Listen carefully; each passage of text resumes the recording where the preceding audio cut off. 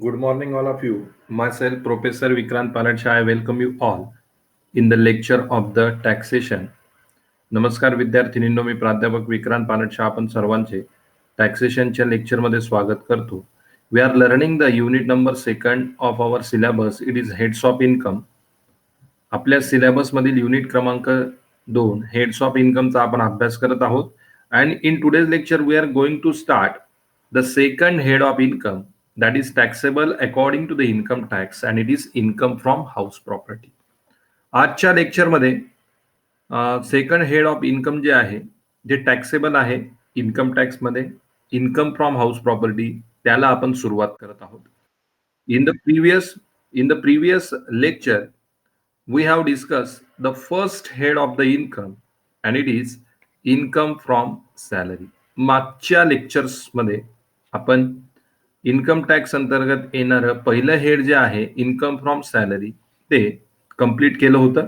And now from today we are starting the second head of income, that is income from house property. Okay, so we know there are total 5 heads of income. Those are taxable according to the Income Tax Act 1961, and income from house property is the second in that list. आपण सर्वांना माहित आहे की एकूण 5 heads of income tax कायदा 1961 अंतर्गत taxable आहेत, आणि त्यामध्ये 2 क्रमांकाचं जे हेड आहे ते आहे income from house property. Okay, now what is the income from house property? Okay, so any income, now in a general way I am telling you this meaning in a general way, then we will also discuss what is the meaning according to the Income Tax Act 1961. पहिल्यांदा आपण general meaning बघूयात income from house प्रॉपर्टीचं, आणि त्यानंतर income tax कायदा 1961 अंतर्गत house प्रॉपर्टीचं meaning काय हे सुद्धा आपण त्या ठिकाणी बघणार आहोत. So general way, any kind of rent that is getting by the owner of the house property, that is called as the income from house property. Okay, म्हणजे एखादं जे घर आहे त्या घरापासनं जर त्या घराच्या मालकाला भाड्याच्या स्वरूपाने, रेंटच्या स्वरूपाने जे उत्पन्न प्राप्त होत असतं त्या उत्पन्नाला काय म्हटलं जाणार आहे? That is called as the income from house property. You can see one image on your screen. तुम्हाला एक इमेज दिसते तुमच्या स्क्रीनवर. At your left side there is a picture of house, at your right side there is a picture of note of bundle of notes. Okay, तुमच्या डाव्या बाजूला तुम्हाला घराचं चित्र दिसतंय आणि उजव्या बाजूला काही पैशांचे बंडल्स तुम्हाला दिसत आहेत. ओके, म्हणजेच काय की त्या घरापासून जे उत्पन्न मिळतंय त्यालाच काय म्हटलं जात आहे? Income from house property. Very short meaning of this is what? The income that is getting by the owner from the property, house property, that is called as the income from house property. Okay, so it is the general meaning of the income from house property. हे आपण general meaning बघितलं. Now we are going to discuss what is the meaning according to the Income Tax Act 1961. आता Income Tax Act 1961 नुसार income from house property म्हणजे काय? See on your screen, you can see there. The income arising out of a house property, either in the form of a rental income or in its transfer, is referred to income from house property. Okay, income from house property म्हणजे अशा प्रकारचं उत्पन्न की जे रेंटच्या स्वरूपात मिळतं किंवा property transfer करून मिळत असतं, त्या उत्पन्नाला काय म्हटलं जाणार आहे? त्यालाच म्हटलं जाणार आहे income from house property. Therefore it is the income earn by the property owner either from the rent और from the transfer of the property. That income is called as the income from house property. जो कोणी त्या house प्रॉपर्टीचा मालक असेल त्या व्यक्तीला भाड्याच्या स्वरूपाने किंवा प्रॉपर्टी ट्रान्सफर केल्यामुळे जे उत्पन्न मिळत असतं त्या उत्पन्नाला काय संबोधलं जाणार आहे? काय म्हटलं जाणार आहे? Income from house property. Okay, in essence any property such as house, building, office, warehouse is treated as house property under the Income Tax Act section 22. कुठल्याही प्रकारचा हाऊस असेल, बिल्डिंग असेल, ऑफिस असेल, वेअरहाऊस असेल, याच्यापासून जे काही उत्पन्न मिळतं त्या उत्पन्नाला इन्कम फ्रॉम हाऊस प्रॉपर्टी म्हटलं जाणार आहे इन्कम टॅक्स ऍक्ट सेक्शन 22 नुसार. Okay, so it is the meaning of the income from house property. Income is taxable under this head, income from house property, if the following three conditions are satisfied. Income from house property हे केव्हा ग्राह्य धरलं जाणार आहे, ज्या वेळेस या तीन कंडिशन सॅटिस्फाय होतील. When this three conditions are satisfied then income will be treated as income from house property. ज्या वेळेस या तीन कंडिशन या ठिकाणी सॅटिस्फाय होतील किंवा पूर्ण होतील त्याच वेळेस त्या इन्कमला इन्कम फ्रॉम हाऊस प्रॉपर्टी असं म्हटलं जाणार आहे. Condition 1, the property should consist of any building or any land apportioned thereto. Property ही कशाच्या स्वरूपात असायला हवी, बिल्डिंगच्या किंवा लँड म्हणजे जमिनीच्या स्वरूपात असायला हवी. बिल्डिंग किंवा जमिनीच्या स्वरूपात असेल तरच त्या प्रॉपर्टी पासून मिळणारं उत्पन्न हे इन्कम फ्रॉम हाऊस प्रॉपर्टी म्हणून ग्राह्य धरलं जाणार आहे. Then number second, the assessee should be owner of the property. Okay, assessee असेल ज्या तर त्या असेसीच्या मालकीची ती प्रॉपर्टी असायला हवी. असेसी हा प्रॉपर्टीचा ओनर असायला हवा तरच ते उत्पन्न इन्कम फ्रॉम हाऊस प्रॉपर्टी म्हणून ग्राह्य धरलं जाईल. And third condition, the property should not be use by the owner for the purpose of any business or profession carried on by him, the profits of which are chargeable to income tax. आणि ज्या व्यक्तीची property असेल त्या व्यक्तीने ती property स्वतःच्या business किंवा profession साठी यूज करायला नको. जर प्रॉपर्टी स्वतःच्या बिझनेस किंवा प्रोफेशन साठी यूज केलेली असेल तर त्या प्रॉपर्टी इन्कमला इन्कम फ्रॉम हाऊस प्रॉपर्टी असं संबोधलं जाणार नाही. So when these three conditions are satisfied at that time the income arised from the property that is called as the income from house property. Okay, so in this way it is the meaning of the income from house property. Everyone understood all this meaning? Any doubt, any difficulty in this? समजलंय प्रत्येकाला? Okay, now next we are going to study the next point. It is kindly mute your microphone. ज्याचा कुणाचा microphone on असेल कृपया त्याने microphone mute करा. Microphone mute करा. So the meaning we have understood here. Now the next one, exempted income from house properties. आता पुढचा मुद्दा आपण बघत आहोत, exempted income. There are several incomes, those are treated as exempted income from house property. त्या ठिकाणी काही असे उत्पन्न आहेत की त्यांना हाऊस प्रॉपर्टी इन्कम म्हणून ग्राह्य धरलं जात नाही. Now what are those? Number 1, some incomes are been declared exempted which have arisen from house properties. काही इन्कम जे हाऊस प्रॉपर्टी पासून मिळतात, प्राप्त होतात, पण त्यांना इन्कम फ्रॉम हाऊस प्रॉपर्टी म्हणून संबोधलं जात नाही, ग्राह्य धरलं जात नाही. Which are those income? Number 1, income from self residential house. ज्या घरात ओनर राहत असेल, ओनरचा रहिवास असेल, त्या घरापासून जे उत्पन्न मिळतं that is not consider as income from house property. The owner of the property residing in the house, that income is not considered as income from house property. म्हणजे घर मालक स्वतः ज्या घरात राहतो, रहिवास करतो, त्याला इन्कम फ्रॉम हाऊस प्रॉपर्टी संबोधलं जात नाही. That is exempted from the income from house property. Then next, income from official residence of former rulers or income from palace of former rulers. Okay, farmer rulers म्हणजे कोण? राज्यकर्ते. आपल्याला माहिती आहे भारतामध्ये बरेच राजघराणे आहेत. For example Satara, Kolhapur, Udayanraje Bhosale. these are what? These are the rulers. These are the former rulers. The income of their palace, income of their official residence is exempted from income from house property. It is not considered as a income from house property. म्हणजे जे कोणी राजघराण्यातल्या व्यक्ती असतील त्या राजघराण्यातल्या व्यक्तींचे जे official residence आहेत किंवा त्यांचे जे पॅलेस आहे त्या पॅलेसचं जे काही उत्पन्न असेल किंवा ऑफिशियल रेसिडेन्सचं जे काही उत्पन्न असेल, property income, that is not consider as a income from house property. Next, income of some social and charitable trust. सामाजिक आणि चॅरिटेबल म्हणजे धर्मादाय जे संस्था आहेत, अशा सामाजिक आणि धर्मादाय संस्थांचं जे काही इन्कम असेल ते इन्कम फ्रॉम हाऊस प्रॉपर्टी म्हणून ग्राह्य धरले जाणार नाही. For example, income of a temple, income of a church, income of a masjid.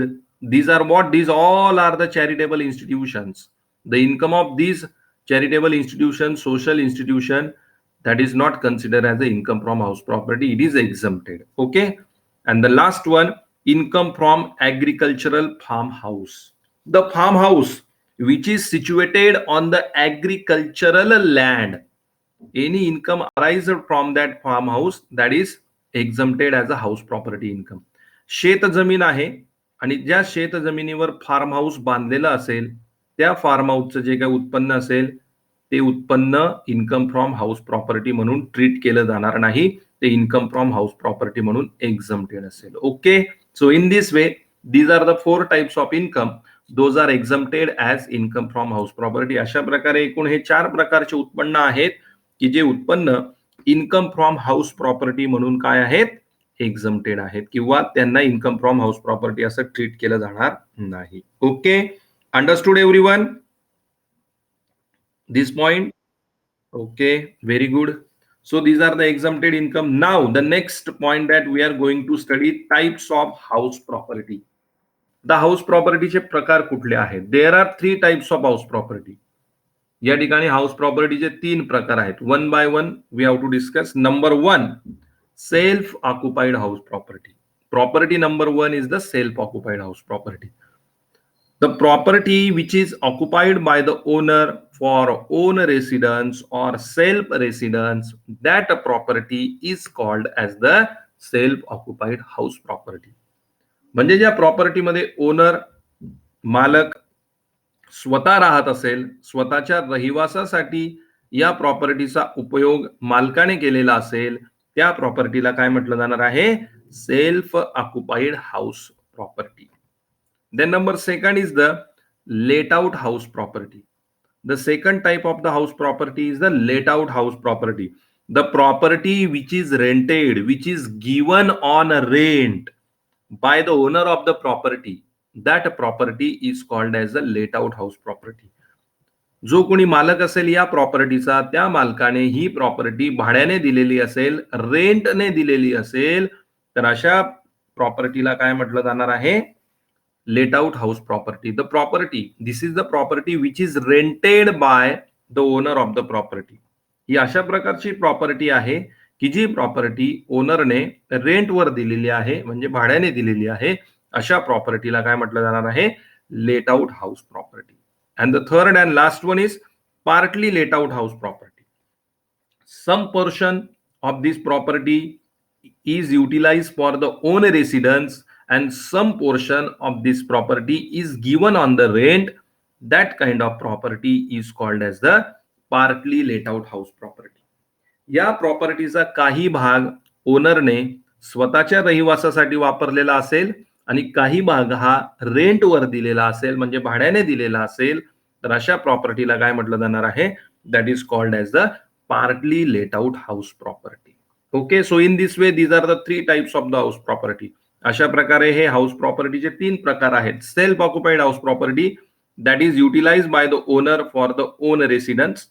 Late out house property, that is given on the rent by the owner. And partly let out house property, some portion of this property occupied for self residence and some portion is given on rent. So in this way these are the 3 types of the house properties. अशा प्रकारे हे house प्रॉपर्टीचे 3 प्रकार आहेत. Okay, understood everyone?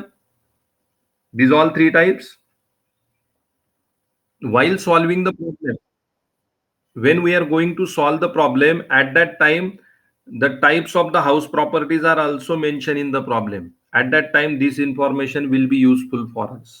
ज्यावेळेस आपण problem solve करू तर त्या प्रॉब्लेम मध्ये आपल्याला हाऊस प्रॉपर्टीचे प्रकार सुद्धा दिलेले असतात. त्यावेळेस आपल्याला ही माहिती उपयोगी पडणार आहे. Okay. So in this way these are the types of house property. Now next one. And from this point, each and every point is very important. You have to remember all the theoretical point from this. Why? Because all this information will be very useful while solving the problem. आता या मुद्द्यापासून जे theoretical points मी सांगणार आहे, explain करून सांगणार आहे, ते सर्व पॉइंट तुम्ही रिमेंबर करणं, लक्षात ठेवणं अत्यंत आवश्यक आहे. Because we have to solve the problem at that time. This all points we have to use. हे सर्व मुद्दे आपल्याला त्या ठिकाणी उपयोगी येणार आहेत. Okay. So computation of income from house property. तर कशा प्रकारे हाऊस प्रॉपर्टीचं इन्कम या ठिकाणी आपल्याला कम्प्यूट करायचंय, म्हणजेच काय, कॅल्क्युलेट करायचं आहे. While calculating the house property, there are 4 constituents we have to always consider. ज्या वेळेस आपण हाऊस प्रॉपर्टीचं इन्कम कॅल्क्युलेट करणार आहोत त्या ठिकाणी 4 घटक आहेत. हे 4 घटक त्या ठिकाणी कायम आपल्याला आवश्यक आहेत. त्यांना अनुसरून आपण हाऊस प्रॉपर्टीचं इन्कम कॅल्क्युलेट करणार आहोत. Number 1 municipal value, number 2 fair rent, number 3 standard rent, and number 4 actual rent. These are the 4 constituents. These are most important for the calculation of the house property income. House properties income calculate करण्यासाठी हे जे 4 constituents आहेत, म्हणजे घटक आहेत, हे आपल्याला फार महत्वपूर्ण आहेत. Number 1 municipal value, number 2 fair rent, number 3 standard rent, and number 4 actual rent. Now we are going to understand meaning of all these 4. आता या चौघांचं मिनिंग आपण या ठिकाणी समजून घेऊयात. First of all meaning of municipal value. Okay. For collection of municipal taxes, local authorities make periodic survey of all buildings in their jurisdiction. Such value determined by the municipal authorities in respect of a property is called as municipal value of the property. Okay. We know now you are residing in Pune. Okay. You have your house in Pune Municipal Corporation jurisdiction, PMC, and every year you have to pay the municipal taxes, property taxes to the PMC. आता तुम्ही जवळपास सर्व student पुण्यामध्ये राहतात, पुण्यामध्ये तुमचं घर आहे, आणि जर दरवर्षी बघितलं तर तुमच्या पालकांना पुणे म्युनिसिपल कॉर्पोरेशनला दरवर्षी म्युनिसिपल टॅक्स किंवा प्रॉपर्टी टॅक्स हा पे करावा लागतो. Right. Now how this tax is calculated. आता पीएमसी म्हणजे पुणे म्युनिसिपल कॉर्पोरेशन हा टॅक्स कशा प्रकारे कॅल्क्युलेट करतात. They are making a periodic survey of all buildings in their jurisdiction. म्हणजे त्यांच्या ज्युरिस्डिक्शन मध्ये जेवढ्या काही बिल्डिंग्स येतात त्या सर्वांचा ते दरवर्षी सर्वे करतात. And from that they determine the value of this municipal tax or property tax. त्या सर्वेवरनं ते व्हॅल्यू डिटरमाइन करतात, म्युनिसिपल टॅक्सची किंवा प्रॉपर्टी टॅक्सची. That value is called as the municipal value. त्याच व्हॅल्यूला काय म्हटलं जाणार आहे, that is called as the municipal value. त्या व्हॅल्यूला म्युनिसिपल व्हॅल्यू असं संबोधलं जाणार आहे, म्हटलं जाणार आहे. Okay. Now next, meaning of fair rent. What is fair rent? It is the reasonable expected rent which the property can fetch. It can be determined on the basis of rent fetched by a similar property in the same or similar locality. आता fair rent म्हणजे असा rent की जास्तीत जास्त किती रेंटला property ही रेंटने दिली जायला पाहिजे, म्हणजे किती भाडं आपल्याला आपल्या घरापासून मिळालं पाहिजे, अशा रेंटला काय म्हटलं जात असतं, फेअर रेंट. आता फेअर रेंट कसा ठरवला जातो. फॉर एक्झाम्पल एखाद्या एरियामध्ये आपलं घर ज्या एरियामध्ये सिच्युएटेड आहे, ओके, आपल्या घरासोबतच इतर घर त्या लोकॅलिटीमध्ये सिच्युएटेड असतील, त्या घरांचा रेंट किती याचा ऍव्हरेज विचार करून जो रेंट डिटरमाइन केला जात असतो त्या रेंटला काय म्हटलं जाणार आहे, फेअर रेंट. म्हणजे आपलं घर, आपलं हाऊस ज्या लोकॅलिटीमध्ये सिच्युएटेड आहे त्या लोकॅलिटीमधील इतर घरांचा जो काही रेंट आहे त्याला अनुसरून जो काही रेंट ठरवला जाईल त्या रेंटला काय म्हटलं जाणार आहे, फेअर रेंट. फॉर एक्झाम्पल एखाद्या एरियामध्ये माझं घर सिच्युएटेड असेल आणि ऍव्हरेज रेंट त्या एरियातला 9,000 आहे, आणि मी जर म्हटलं माझी प्रॉपर्टी मला 15,000 म्हणजे 15,000 रेंटने रेंटला द्यायची, पॉसिबल होईल का? कारण की आजूबाजूच्या सर्व घरांचा रेंट हा 9,000 आहे आणि मीच एकटा म्हणतो की नाही माझी प्रॉपर्टी मला 15,000 रुपये रेंटने द्यायची. Not possible. कोणीही ती प्रॉपर्टी रेंटने घेणार नाही. त्यामुळे आजूबाजूच्या घरांचा विचार करून जो रेंट आपण आपल्या घराचा ठरवत असतो त्या रेंटला काय म्हटलं जाणार आहे, fair rent. And now the next one, Meaning of standard rent. It is the maximum rent which a person can legally recover from his tenant under the Rent Control Act. Standard rent is applicable only in case of properties covered under Rent Control Act. This is the maximum rent that the owner of the property can get as per the Rent Control Act from the tenant. म्हणजे जो rent control act आहे त्या rent control act नुसार tenant कडनं भाडेकऱ्याकडनं जास्तीत जास्त किती rent घेता येतो किंवा घेण्यात येऊ शकतो अशा प्रकारच्या रेंटला काय म्हटलं जात असतं स्टँडर्ड रेंट. आणि स्टँडर्ड रेंट हा कुणाला ऍप्लिकेबल असतो the properties those are covered under the rent control act. ज्या प्रॉपर्टी रेंट कंट्रोल ऍक्ट मध्ये कव्हर होतात त्याच प्रॉपर्टीला स्टँडर्ड रेंट ऍप्लिकेबल आहे, इतर प्रॉपर्टीला तो ऍप्लिकेबल नाही. Okay, so therefore in this it is the meaning of the standard rent. And now last one is meaning of actual rent. It is the amount actually received by the owner of the house property from the tenant. Tenant कडनं म्हणजे भाडेकऱ्याकडनं ओनरला जी actual amount मिळते त्या actual अमाऊंटला काय म्हटलं जाणार आहे that is called as the actual rent. Okay, so in this way this is the meaning of municipal value, fair rent, standard rent and actual rent. Everyone understood? समजलंय प्रत्येकाला? What is municipal value? What is fair rent? What is standard rent and actual rent? Why? Because all this information is very necessary. Okay, now we understood here meaning of municipal value, fair rent, standard rent and actual rent. Now next one, and now the most important point starts from here. इथून आता आपला सर्वात महत्वाचे मुद्दे या ठिकाणी start झालेले आहेत. First of all, while determining the income from house property, first of all we have to calculate the gross annual value. Okay, ज्या वेळेस हाऊस प्रॉपर्टीचं इन्कम आपल्याला कॅल्क्युलेट करायचं आहे त्यावेळेस पहिल्यांदा ग्रॉस अॅन्युअल व्हॅल्यू.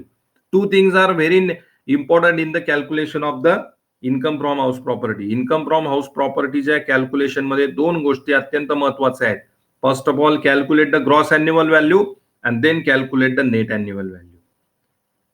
पहिल्यांदा काय ग्रॉस अॅन्युअल व्हॅल्यूचं कॅल्क्युलेशन आणि दुसरं म्हणजे नेट अॅन्युअल व्हॅल्यूचं कॅल्क्युलेशन. या दोन गोष्टी फार महत्वाच्या आहेत. So in that first of all now we are going to calculate here gross annual value. पहिल्यांदा आपण काय कॅल्क्युलेट करणार आहोत gross annual value. To calculate the gross annual value there are 3 steps. Gross annual व्हॅल्यूचं calculation करण्यासाठी 3 steps आहेत. या 3 steps मध्ये आपल्याला ग्रॉस अॅन्युअल व्हॅल्यू कॅल्क्युलेट करायची आहे. So first step calculation of reasonable expected rent. पहिली स्टेप काय आहे calculation of reasonable expected rent. What is that and what are the condition for that. आता यासाठी कुठल्या कंडिशन आहे व्यवस्थित समजून घ्या. In every problem we have to do this calculation. प्रत्येक प्रॉब्लेम मध्ये आपल्याला हे कॅल्क्युलेशन करायचं आहे. That's why it is very important for us. Number 1, reasonable expected rent will B higher of the following. आता खालील पैकी जे आहे त्यामध्ये जी अमाऊंट हायर असेल जास्त असेल तो आपला रिझनेबल एक्सपेक्टेड रेंट असेल. Now what is that municipal value of the property or fair rent of the property. प्रॉपर्टीची म्युनिसिपल व्हॅल्यू किंवा प्रॉपर्टीचा फेअर रेंट या दोघांपैकी जी अमाऊंट जास्त असेल ती अमाऊंट काय असणार आहे reasonable expected rent. Okay, municipal value of the property higher of the municipal value of the property or fair rent of the property. म्हणजे म्युनिसिपल व्हॅल्यू किंवा फेअर रेंट यापैकी जी अमाऊंट जास्त असेल ती amount reasonable expected rent. But third condition but does not exceed standard rent. पण मग या ठिकाणी तिसरी कंडिशन काय येते ही हायर अमाऊंट म्हणजे म्युनिसिपल व्हॅल्यू आणि फेअर रेंटची या दोघांपैकी जी अमाऊंट हायर आहे जास्त आहे ती अमाऊंट रिझनेबल एक्सपेक्टेड रेंट आपण ठरवू शकतो. पण ती अमाऊंट स्टँडर्ड रेंट पेक्षा जास्त नसावी. But does not exceed standard rent म्हणजे स्टँडर्ड रेंट पेक्षा जास्त नसावी. If it exceed standard rent मग ही अमाऊंट जर स्टँडर्ड रेंट पेक्षा जास्त असेल at that time standard rent will become reasonable expected rent. त्यावेळेस स्टँडर्ड रेंट हा रिझनेबल एक्सपेक्टेड रेंट असेल. So in this way it is the step number 1. In this step we have to calculate reasonable expected rent and these conditions are there for the calculation. आणि मग calculation साठी या conditions आहेत. Understood everyone the step number 1? प्रत्येकाला step number 1 समजले का? Very important. मी परत परत का सांगतोय, कारण की अत्यंत इम्पॉर्टंट आहे, महत्वपूर्ण आहे, लक्षात ठेवायला पाहिजे, कारण की प्रत्येक प्रॉब्लेम मध्ये आपल्याला कंडिशन ही सॉल्व्ह करायची. एकदा परत रिपीट करतो मी. First of all we have to calculate reasonable expected rent. Reasonable expected rent will be higher of the following: municipal value of the property or fair rent of the property. यापैकी जी amount जास्त असेल ती. But this amount does not exceed standard rent. पण ही amount standard rent पेक्षा जास्त नसावी. If it exceeds standard rent, then standard rent will be treated as reasonable expected rent. आणि जर ही अमाऊंट स्टँडर्ड रेंट पेक्षा जास्त असेल तर मग standard rent reasonable expected rent असेल. Okay. For better understanding, we will solve a very small example related to this. आपण एक छोटं एक्झाम्पल बघूयात अजून चांगल्या प्रकारे समजून घेण्यासाठी की रिझनेबल एक्सपेक्टेड रेंट हा कशा प्रकारे कॅल्क्युलेट करायचा आहे. From the following information compute the reasonable expected rent of each property. आता आपल्याला काही माहिती दिली आहे, त्या माहितीवरनं आपण काय करायचंय, त्या प्रॉपर्टीचा रिझनेबल एक्सपेक्टेड रेंट कॅल्क्युलेट करायचा आहे. See 3 properties are given there. या ठिकाणी 3 प्रॉपर्टी दिलेल्या आहेत. Particulars property A, property B and property C. आणि तिघ प्रॉपर्टीचे आपल्याला तिघ व्हॅल्यू दिलेले आहेत. Municipal value property A 8,48,484. Fair rent property A 2,52,252 and standard rent that is not applicable. आता पहिल्यांदा आपण प्रॉपर्टी ए चा विचार करूयात. आपल्याला प्रॉपर्टी ए चा त्या ठिकाणी reasonable expected rent find out करायचा आहे. तर काय आहे आपला rule? See our rule. What is the rule? Municipal value of the property or fair rent of the property whichever is higher. Municipal value किंवा फेअर रेंट यापैकी जी amount जास्त असेल but does not exceed standard rent, पण ती amount standard rent पेक्षा जास्त नसावी. So tell me for property A, which one is higher from municipal value or fair rent? कुठली अमाऊंट जास्त आहे? Municipal value. Very good. Municipal value 8,48,484 आणि fair rent 2,52,252. So municipal value is highest. How much is that? 8,48,484. and standard, okay, higher value we got 8,48,484. compare it with the standard rent. याचं comparison standard rent बरोबर करा. Unfortunately property ए चा standard rent आपल्याला दिलाय का? नाही दिलाय. म्हणजेच काय? मग रिझनेबल स्टँडर्ड रेंट दिलेला नाही. So reasonable expected rent is how much? मग किती असेल reasonable expected rent? Higher value. And how much is the higher value? 8,04,84. Therefore, the reasonable expected rent of property A, it is 8,48,484. Understood? आले लक्षात? Very good. Now property B. आता property B चा calculate करूयात आपण. You can see on your screen. Municipal value property B 8,48,484. Then fair rent 2,52,252 and standard rent 84,252. Property B चं municipal value आहे 8,48,484. Fair rent आहे 2,52,252 आणि स्टँडर्ड रेंट आहे 84,252. Okay. Now from this we have to calculate the reasonable expected rent. आता आपण reasonable expected rent calculate करू. First of all compare municipal value and fair rent and find out the higher value. Municipal value आणि fair rent compare करा आणि higher value calculate करा. How much is the higher value?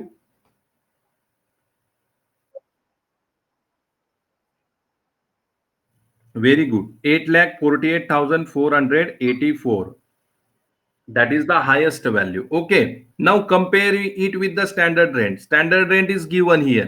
Property B चा standard rent दिलाय आपल्याला. How much? 84,252. 84,252. Now compare the higher value with the standard rent and tell me which is more. Standard rent is more or higher value is more? Higher value is more. Third condition काय सांगते आपल्याला? Higher value does not exceed than standard rent. Higher value ही standard rent पेक्षा जास्त नसावी. And if it exceed standard rent at that time standard rent will be treated as reasonable expected rent.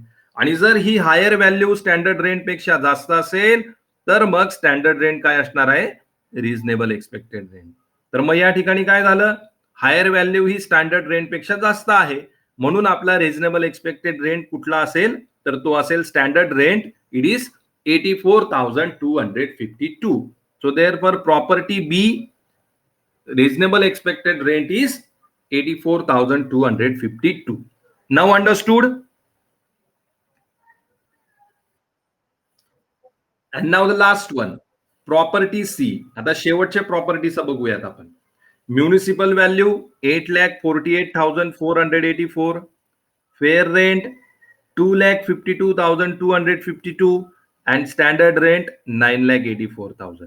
Now once again compare municipal value and fair rent and tell me which one is the higher. Very good. Municipal value 8,48,484. कुठली value जास्त आहे? Municipal value 8,48,484. Now compare it with the standard rent.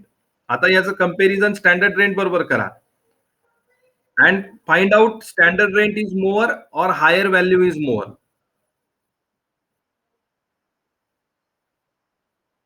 Standard rent is higher means what?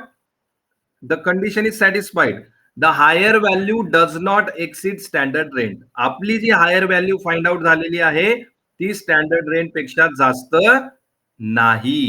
Therefore the reasonable expected rent of the property C is how much? 8,48,484. अशा प्रकारे property C चा reasonable expected rent आपल्याला इथे काय find out झालेला आहे? 8,48,484. Understood? Now okay, so in this way to compute the gross annual value, step number 1 we have to calculate what? Reasonable expected rent. अशा प्रकारे gross annual value find out करण्यासाठी आपल्याला काय करायचं आहे? स्टेप नंबर 1 मध्ये रिझनेबल एक्सपेक्टेड रेंट हा find out करायचा आहे. Everyone understood now? Very good. Okay. Now the step number 2 is the computation of actual rent. Step number 2 जे आहे computation of actual rent. Okay. So this computation of actual rent we will discuss in coming lecture in next lecture. पुढच्या lecture मध्ये आपण discuss करूयात computation of actual rent.